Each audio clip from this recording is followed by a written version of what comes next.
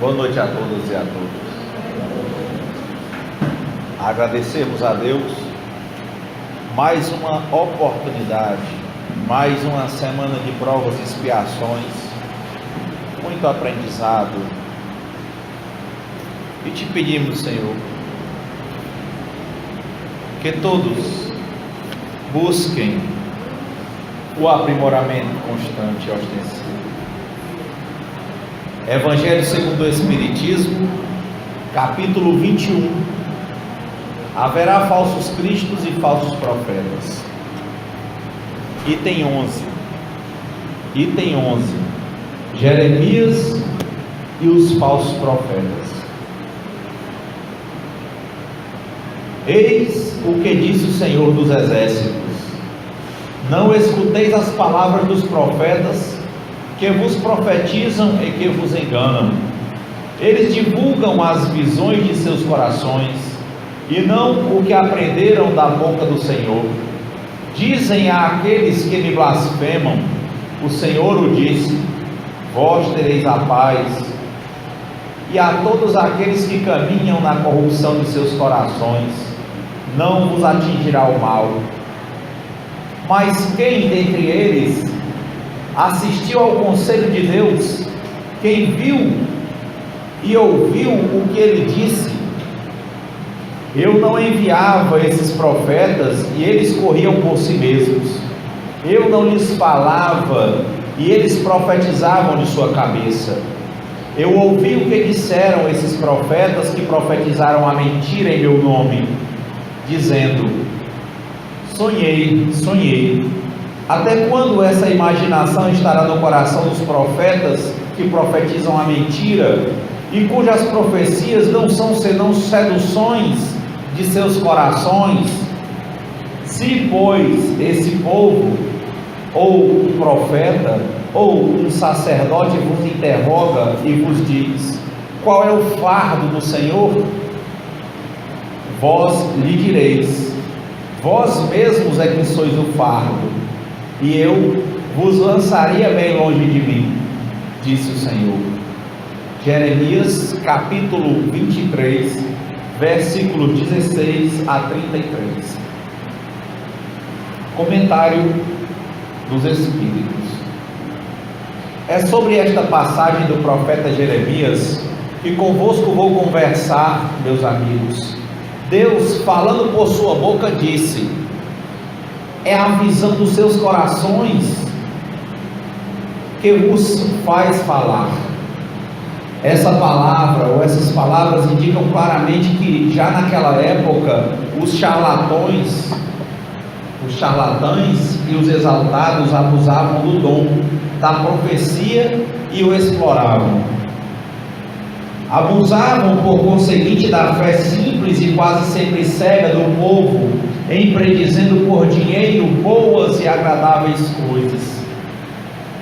Essa espécie de mentira era bastante generalizada na nação judia, e é fácil de compreender que o pobre povo, em sua ignorância, estava na impossibilidade de distinguir os bons dos maus, e era sempre mais ou menos enganado por esses supostos profetas, que não eram senão impostores ou fanáticos. Não há nada mais significativo do que estas palavras: eu não enviei esses profetas e eles correram por si mesmos. Eu não lhes falei e eles profetizaram. Mais adiante diz: eu ouvi esses profetas que profetizam a mentira em meu nome, dizendo: sonhei. Ele indicava assim um dos meios empregados para explorar a confiança que tinham neles. A multidão, sempre crédula, não pensava em contestar a veracidade dos seus sonhos ou das suas visões. Achava isso muito natural e convidava sempre esses profetas a falarem. Após as palavras do profeta, escutai os sábios conselhos do apóstolo São João, quando disse: não acrediteis em todos os espíritos, mas experimentai se os espíritos são de Deus. Porque entre os invisíveis há também os que se comprazem no logro quando encontram ocasião. Esses enganados são, bem entendido, os médiuns que não tomam bastante precaução. Aí está, sem contradita, um dos maiores escolhos contra o qual muitos vêm bater, sobretudo quando são novatos no Espiritismo. É para eles uma prova da qual não podem triunfar senão por uma grande prudência. Aprendei, pois, antes de todas as coisas, a distinguir os bons e os maus espíritos, para não vos tornardes vós mesmos falsos profetas. Luoz, Espírito Protetor, 1861. Bem, nesse ponto é interessante relembrar o começo da fala de hoje, que era sobre o Livro dos Espíritos. E é interessante para as pessoas que às vezes temem vir falar aqui para comentar o Evangelho, com relação a se estão prontos ou não. Tenhamos uma coisa em mente: todos nós somos espíritos de algum grau. Dentre os vários graus, Kardec perguntou e o Espírito de Verdade colocou 3 graus básicos. Colocou os espíritos puros, os bons espíritos e os espíritos imperfeitos. Em que grau vocês acham que nós estamos? Os imperfeitos. Então já está aí uma primeira coisa, né? É importante o trabalho no centro espírita, ou o trabalho espiritual em si, quando nós nos pautamos pela codificação. Se nós nos pautamos pela codificação, não tem como nós sermos falsos profetas. Porque o Espiritismo é o consolador prometido para cada um conforme as suas necessidades, encontra na vastidão de obras que tem as respostas que precisa. E aqui nesse momento nós, usando a codificação, trabalhamos isso. Não dá para medir o Espiritismo pelos espíritas, porque o Espiritismo, ele é um misto de filosofia, ciência e religião, que parte de uma verdade contada pelos próprios espíritos, e nós espíritas tentamos estudar, compreender essa verdade, essa revelação dada pelos espíritos, e tentamos colocá-la em prática, com base nessa razão que tem a ver com a utilidade das coisas. Deus não faz nada inútil. Com base no trabalho, porque o próprio Deus, o Criador, nunca parou de trabalhar. E com base no amor, na caridade e na solidariedade. É isso. Então, se você quer ou sente a necessidade de assumir um trabalho espírita, não tenha medo. Aqui você não será um falso profeta. Por quê? Porque os espíritas tomam como base a codificação espírita. Os exemplos dados por Jesus Cristo. Qualquer coisa que destoar disso não é espírita. Então, eis a primeira questão. Quando dizemos o Consolador prometido, é porque houve 3 revelações, né? Na própria Bíblia, no momento em que o Espiritismo chegou, muito próximo ao cristianismo. Então, na própria Bíblia, nós tivemos a primeira revelação que foi dada a Moisés, que recebeu os mandamentos. Muitos espíritas brincam, né, que logicamente que aquilo não foi escrito por Moisés na mão, é o que diz na Bíblia, e que foram os espíritos que mandaram, né? Imprimiram as tábuas da lei. A segunda revelação foi Jesus Cristo. Na primeira, no Antigo Testamento, já fala, lá, principalmente em Isaías, da vinda de um Salvador, não é isso? Segunda revelação é o Cristo, que foi materializado nos escritos do Evangelho. E nos Evangelhos conhecidos, que são 4, ditados por Mateus, Marcos, Lucas e João, em especial no Evangelho de João,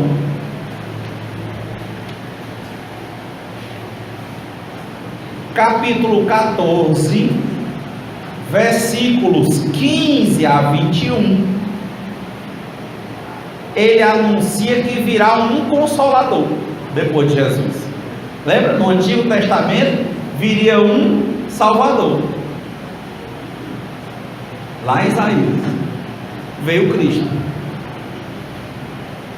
E o Cristo, na sua partida, ele disse: eu não, para quem quiser me seguir e estiver cumprindo a minha palavra, eu não deixarei vocês desamparados.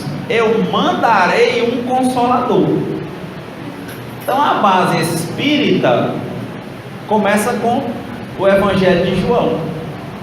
Para quem está com o Evangelho, na Bíblia que você tiver, ele vai dizer assim, João 14, em especial 21. Se me amais, Jesus falando, porque o Espiritismo é a terceira revelação, que já teve a de Moisés, já teve Jesus e agora a terceira. Por que ele era o esperado, que Jesus anunciou? Por que ele é o Consolador? Porque foi assim que Jesus o chamou, prometeu. Como é que Jesus prometeu na Bíblia? Se me amais, guardai os meus mandamentos, e eu rogarei ao Pai, e Ele vos dará outro Consolador, para que fique convosco para sempre, o Espírito de verdade, que o mundo não pode receber, porque não o vê e não o conhece, mas vós o conheceis, porque habita convosco e estarás em vós. Não vos deixarei órfãos, voltarei para vós. Ainda um pouco, e o mundo não me verá mais, mas vós me vereis, porque eu vivo, e vós vivereis. Naquele dia conhecereis que estou em meu Pai, e vós em mim, e eu em vós. Aquele que tem os meus mandamentos e os guarda em si, esse é o que me ama. Será amado de meu Pai, e eu o amarei.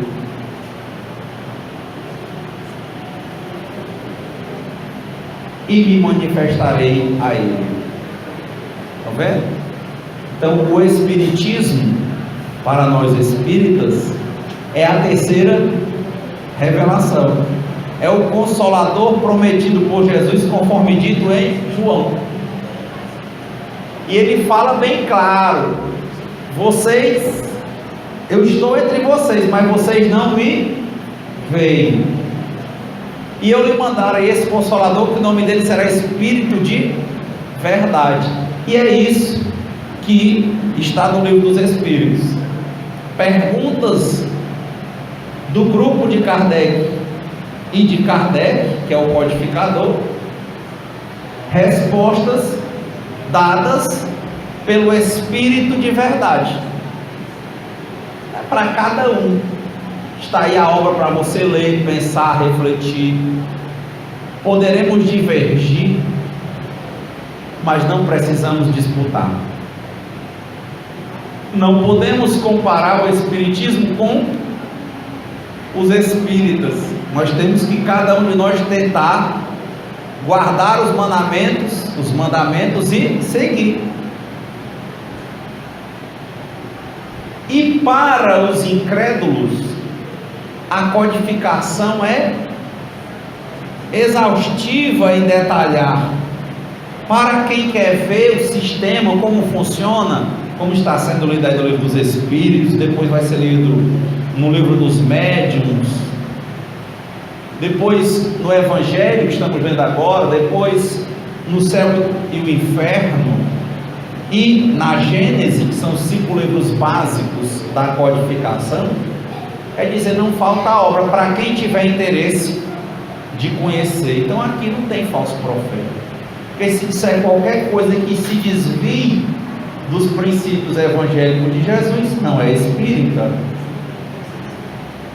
Não há proselitismo, ninguém fala de espiritismo para você ser espírita. Agora, nós espíritas, quando tentamos seguir isso, somos constantemente provados. A gente quer tomar o espiritismo pela pessoa, a gente julga quando não deveria julgar, a gente não ajuda quando deveria ajudar, a gente não emana bons frutos quando deveria emanar, a gente não crê quando deveria acreditar, é outra coisa.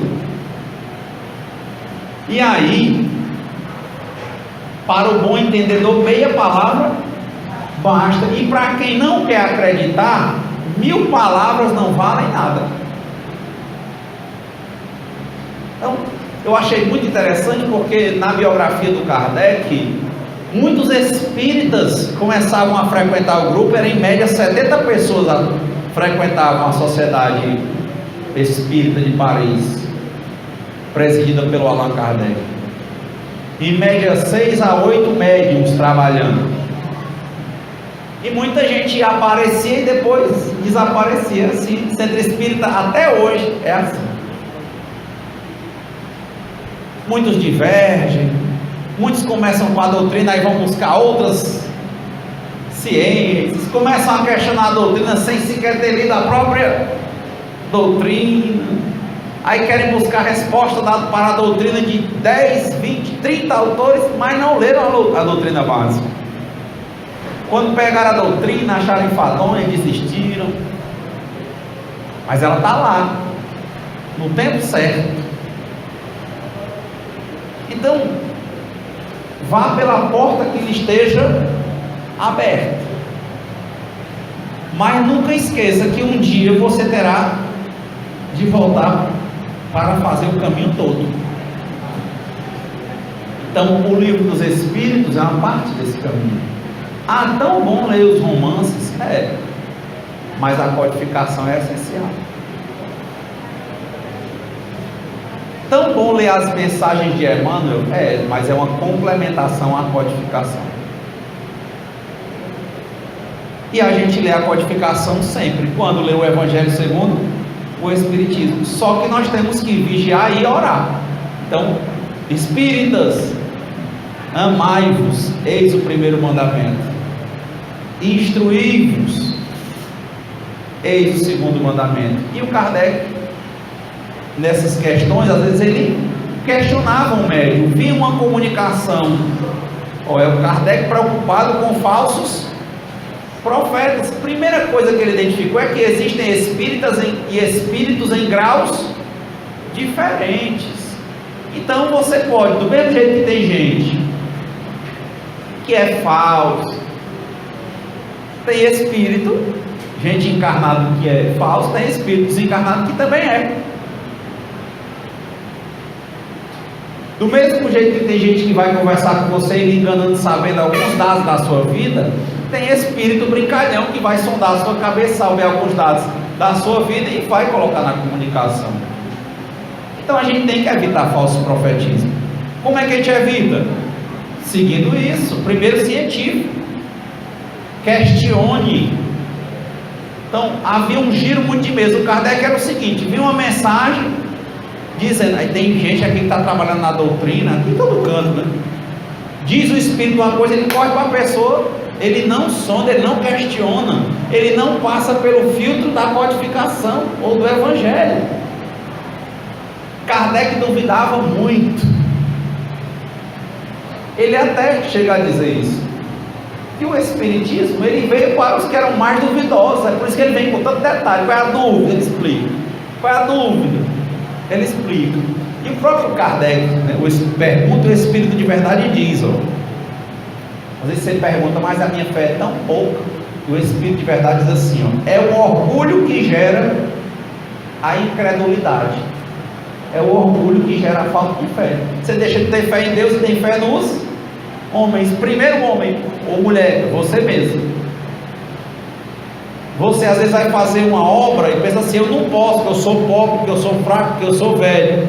Mas quem disse que quem vai erguer a obra é você?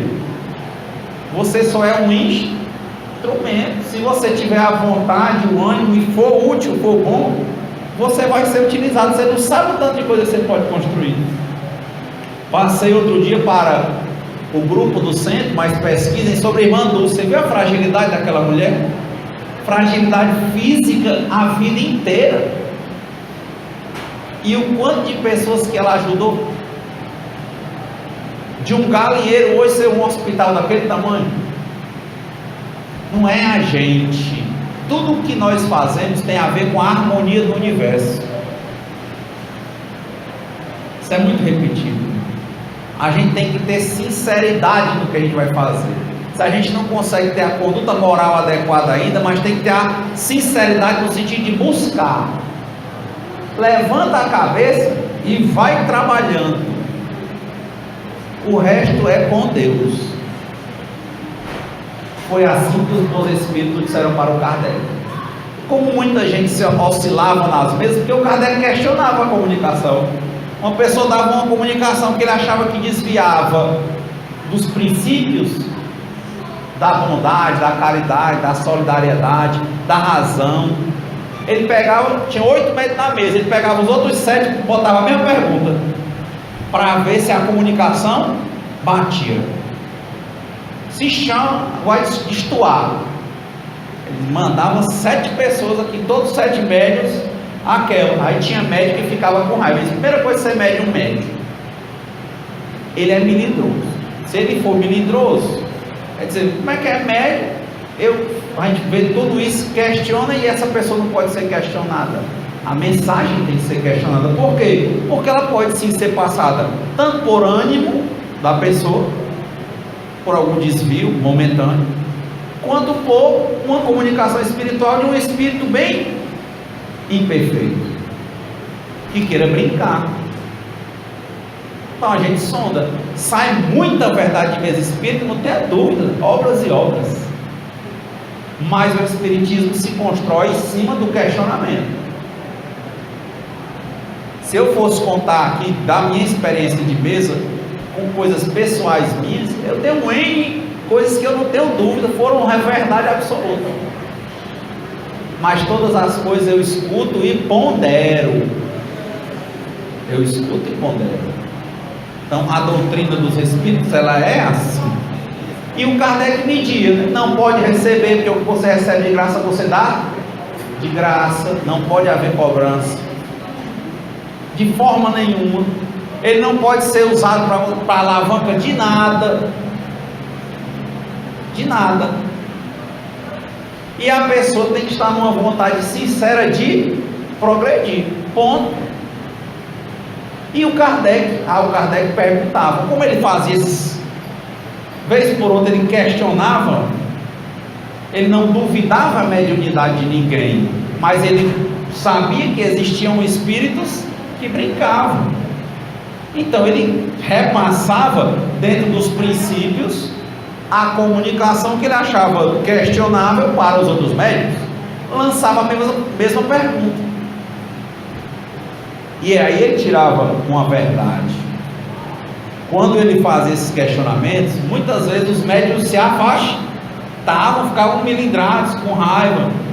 E era tanta gente procurando e indo, e uma vez perguntaram ao Kardec, e às vezes isso é mal interpretado, se ele não ia atrás do pessoal que ia embora. Ele disse mais ou menos assim: eu estou aqui fazendo o meu trabalho, ajudado pelos bons espíritos. Todo mundo aqui está no caminho de evolução. Se um chega, julga mal, julga errado e abandona o trabalho, eu fico aqui com quem quer trabalhar. Na hora que eles quiserem achar o caminho, eu estou aqui. Porque perguntaram: poxa, você não dá valor às pessoas, não anda atrás? Não é, porque aqui não é proselitismo. Aqui a pessoa vem porque ela tem interesse, é verdadeiro. Não é uma obrigação o espiritismo, é um compromisso, talvez o compromisso mais sincero que a gente assume na vida da gente, é quando a gente descobre o espiritismo, porque a gente assume um compromisso sincero de tentar servir e se tornar melhor partindo do serviço, se submetendo à vontade de Deus. Isso é relevante, isso é o Consolador. Então, só dói no espírita que fala chamar de falso profeta se ele disser o que não diz a doutrina espírita. Ele dizendo: mas e os espíritos imperfeitos são conhecidos pelo Espírito de verdade, e os espíritas imperfeitos, esses é que são conhecidos mesmo. Mas não é a sua imperfeição que vai lhe inviabilizar de trabalhar e servir. Trabalhe. Haverá incompreensões, o Chico fala disso. E se ele pudesse dizer algo para alguém, ele dizia, ele repetiria, se ele pudesse contribuir de alguma forma, o que Jesus disse: amai-vos uns aos outros. E ele diz isso, mas tem um compromisso muito maior, porque ele diz: como eu vos amei, que é um tipo de amor que não exige nada, absolutamente nada em troca. E eu achei tão interessante o Chico falar isso, porque ele diz assim: o amor do amai-vos como eu vos amei, ele não exige sequer do outro a compreensão, porque mais mal compreendido do que foi o Cristo e crucificado, ele diz: Pai, perdoa, pois eles não sabem o que fazem. Então, é o exemplo de amor.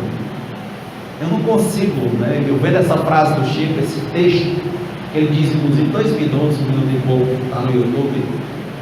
Várias pessoas chegaram para mim e disseram assim: mas isso aí é amar as coisas. Não, amor é amor, é a tudo. E ele fala: a alguém ou a alguma coisa. Quem ama, ama. Agora, a gente, na trajetória de espíritos imperfeitos até a espíritos puros, ainda vamos falar muitas vezes de amor, mas amar mesmo, só o tempo vai dizer. Mas o espírito, ele vai se conhecendo, tendo humildade, tentando ter humildade, para se compreender, se entender, ver que às vezes ele está melhor um pouquinho numa coisa e não está noutra, que ele fraqueja, que às vezes ele ainda tem os básicos pecados capitais, tem ódio, tem cobiça, tem preguiça. Quanta gente, ou melhor perguntando, o quanto a gente ainda tem de preguiça, meu povo?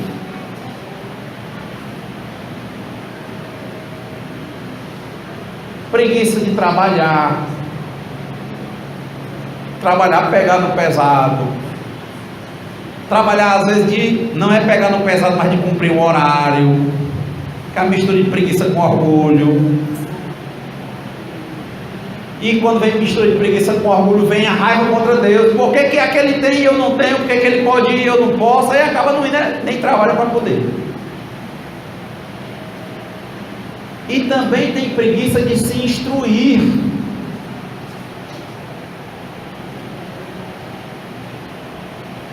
Eis uma reflexão.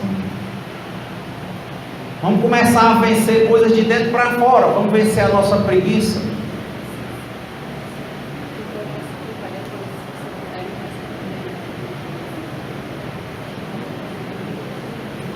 Espiritismo, Consolador Prometido, ele é assim, porque ele é uma resposta do Cristo, é o Cristo entre nós, e é o Cristo que disse que não veio para revogar os mandamentos, ele veio para analisar até os pensamentos. Então vamos começar o Espiritismo por isso. Por que nós temos preguiça? Muitas vezes a pessoa diz que não vem falar do Evangelho, não vem trabalhar no centro, porque diz que é porque não está pronto. Ele diz que é porque não tem a conduta, mas muitas vezes chama isso o quê? Preguiça. Porque, não, hoje eu vou, amanhã deu certo, hoje eu estou com problema, eu estou ali, hoje eu tenho interesse, eu vou. Aí quando não está mais bem, esquece.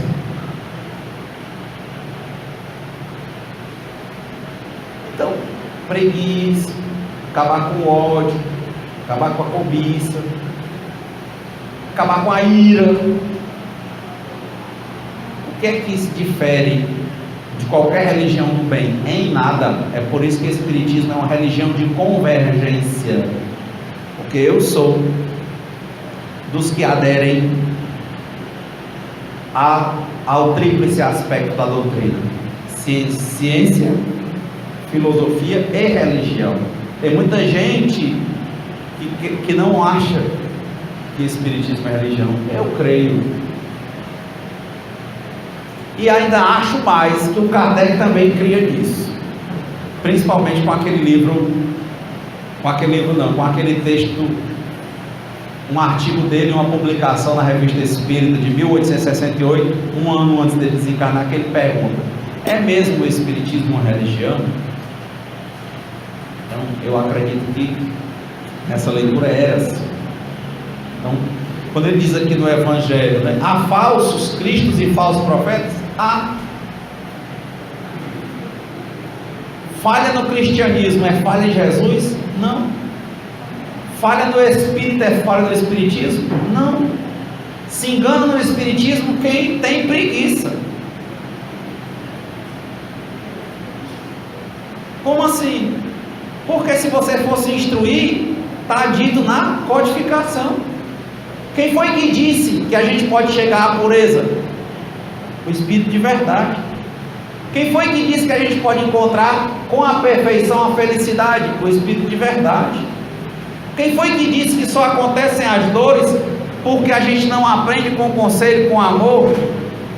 O Espírito de verdade. Quem disse que as dores não são punições, mas são lições para a gente se tornar melhor? O Espírito de verdade. Quem foi que disse que no trabalho espírita, na atividade espírita, não deve haver cobrança, nem ninguém se propagar para nada nela? O Espírito de verdade. Quem disser diferente disso, não é codificação.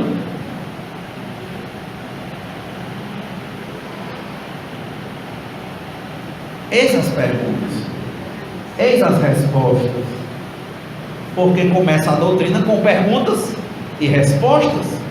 O que mais você quer saber? Não, mas eu quero saber a origem de Deus. Ele diz: você não tem capacidade para saber ainda. Por quê? Porque você não tem faculdades. Um dia eu vou saber? Vai. No dia que você se depurar.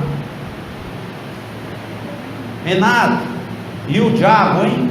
Isso aqui diz que não existe. Não existe nenhum ser que foi criado mal. E os anjos, hein? Isso também não existe o anjo que foi criado bom. Existe a gente virar anjo. Como? A gente passar por diversas encarnações, depois em evoluções não encarnadas, até a gente chegar ao grau de espíritos puros. Espíritos puros, os anjos. O que a codificação diz é: eles não foram criados puros. Eles foram criados como nós. E tem uma música linda cantada nos centros espíritas: um dia todos nós seremos anjos. Vamos trabalhar e acreditar que no futuro nós seremos anjos. E é assim que o Cristo está, de braços abertos conosco, esperando por nós, mas fazendo o trabalho dele. Que é o que eu estou dizendo do Kardec. Ele não parava de trabalhar para ir atrás de um ou de outro, não. O foco dele era o trabalho dele. E ele trabalhava tanto que quando o Kardec, perto de desencarnar, que ele resolveu criar um sistema de dividir a direção da Sociedade Espírita Parisiense, eles se assustaram com a quantidade de trabalho que o Kardec fazia. Porque ele lia as cartas, respondia as cartas, fazia o livro da codificação, elaborava a revista espírita, era uma por mês. Fez ela por 14 anos, encarnado. A produção do Kardec, você fica tolo. E não é correndo não, porque existem 1000 maneiras de trabalhar, 1000 maneiras de servir, se capacitar, falar. Se você não sabe andar, não consegue andar, se você tem alguma limitação, então fala, vamos tentar falar. Às vezes você se preparar, por exemplo, você está aqui em casa, está achando que está perecido fisicamente, aí às vezes vem para um momento como esse, que está sendo proporcionado pelos Espíritos, com a atuação do Sérgio e do Marcos, do comentário ao Livro dos Espíritos, e você chega aqui, se prepara em casa e vem para debater, já é um trabalho, e daquele trabalho você pode o quê? Um dia estar fazendo um trabalho para mais gente, porque é sempre assim, quando o trabalhador está pronto, o trabalho aparece. Estava vendo outro dia, por exemplo, a história, que eu estou lendo a biografia do Paulo Freire, contada pela última esposa dele.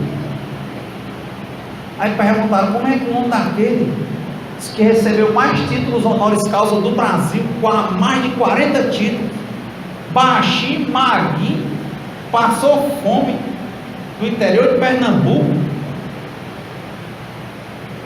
começou professor, dando uma linha, apareceu uma vaguinha no colégio, a mãe dele não tinha condições de pagar, porque eles viviam mais ou menos bem, o pai dele desencarnou, e o pai do Paulo Freire era espírita kardecista. Paulo Freire dizendo, meu pai era espírita kardecista, e eu admirava muito a posição dele, e a minha mãe era católica, ele dizendo. E ele estava ali, quando com 13 anos o pai dele desencarnou, aí a família pereceu, que era a mãe dona de casa, e o pai faleceu. Parece que ele com mais 3 irmãos, foi difícil. Ele disse, eu soube que era fome. Quando chegou no nível médio, a mãe dele saiu atrás de canto em canto para ver se tinha algum colégio que para ela era importante, morando numa cidadezinha que é Jaboatão dos Guararapes, que é vizinho, hoje é emendado, né? Mas não era, uns 18 quilômetros. E ele estava lá, saiu do Recife para lá. A mãe dele procurando um colégio particular para colocar ele, não tinha condição de pagar, mas achava importante e admirava, porque ele sempre gostou de estudar. Saiu batendo de porta em porta, chegou em um colégio muito conhecido do Recife, que era o Colégio Oswaldo Cruz, e disse, né, que o filho dela era estudioso, mas não tinha condição nenhuma de pagar. O Paulo disse que todo dia ela saía do trem para trás do colégio, e ele ia na estação buscar a mãe dele. Quando ela chegava, ele via a tristeza dela, ela sabia que ela não tinha conseguido, e um dia ela desceu do trem alegre, foi no colégio, e o dono do colégio particular disse que se ele era estudioso, ele aceitava ele lá. Com 2 anos, olha aí a moral, ele não era espírito, quem era o pai dele, mas olha a formação moral.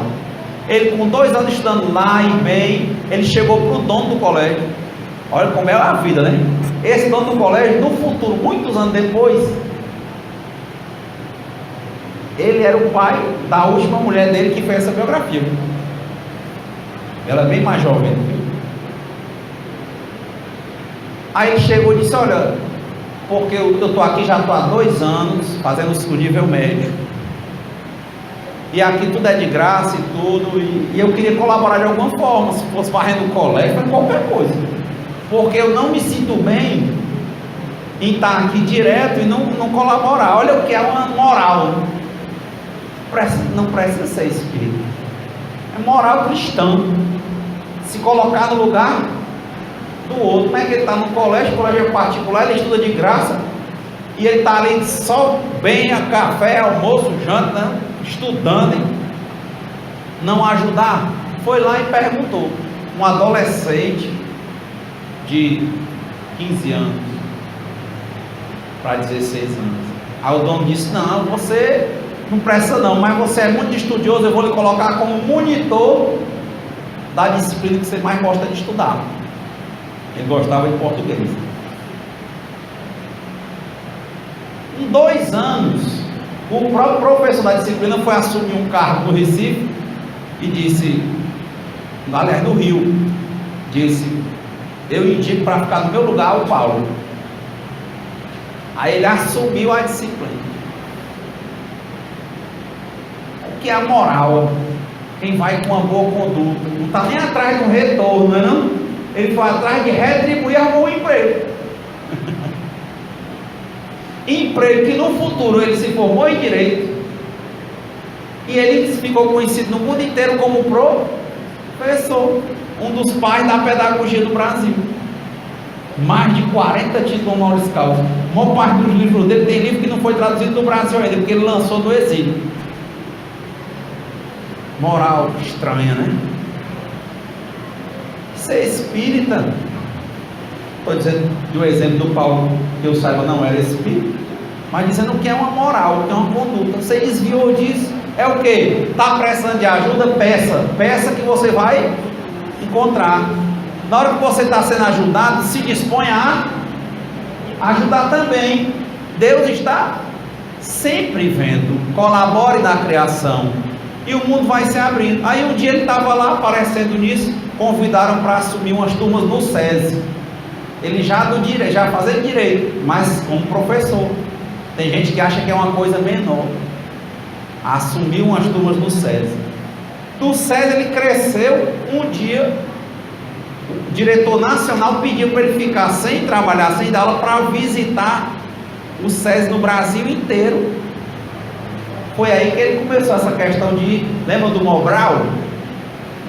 Alfabetizar jovens e adultos. Paulo Freire. Aí começou o programa de educação partindo do conhecimento, botar o que antigamente diziam, um papagaio velho para falar, diz que não aprende.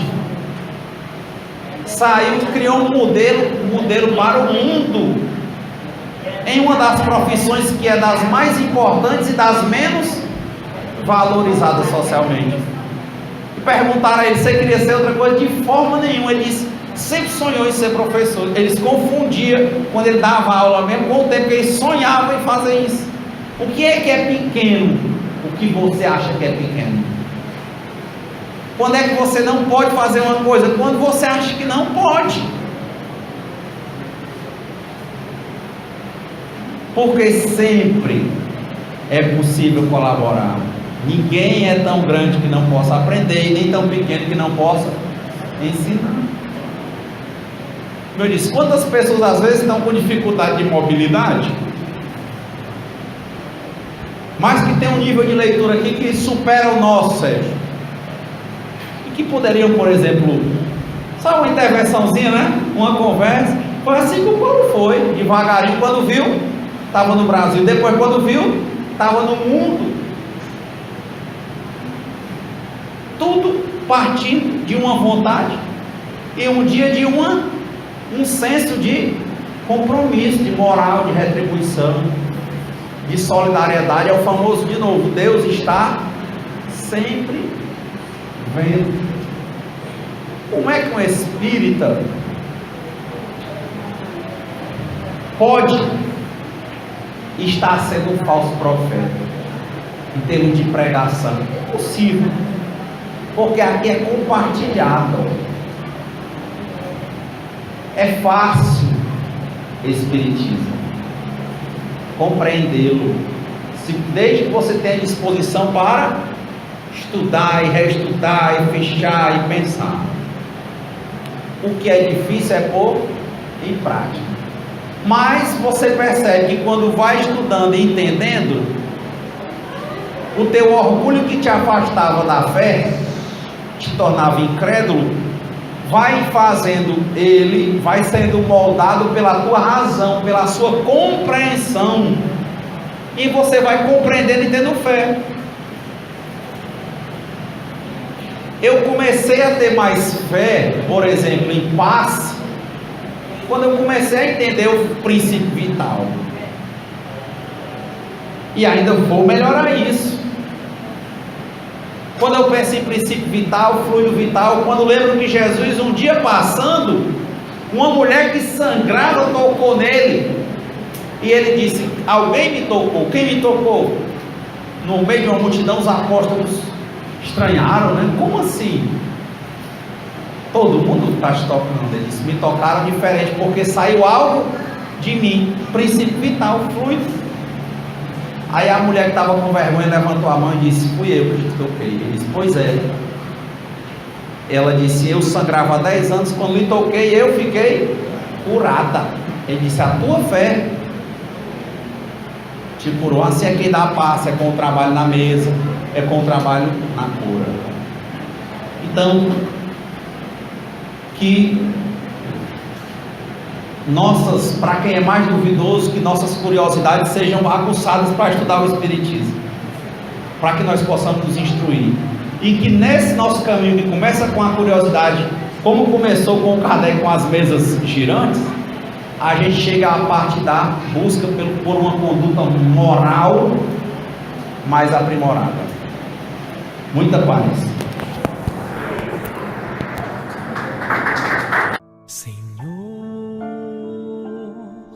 Fazei-me um instrumento de vossa paz. Onde houver ódio, que eu leve o amor. Onde houver ofensas, que eu leve o perdão. E onde houver discórdia, que eu leve a união. Onde houver dúvidas, que eu leve a fé. Onde houver erros, que eu leve a verdade. Onde houver desespero, que eu leve a esperança. Onde houver tristeza, que eu leve a alegria.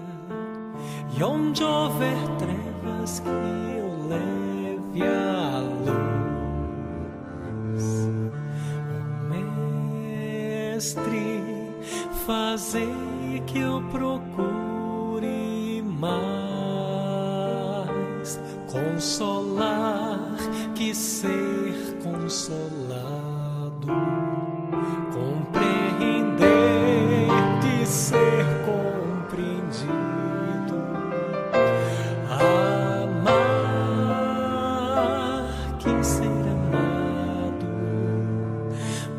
é dando que se recebe, é perdoando que se é perdoado, e é morrendo que se vive para a vida eterna.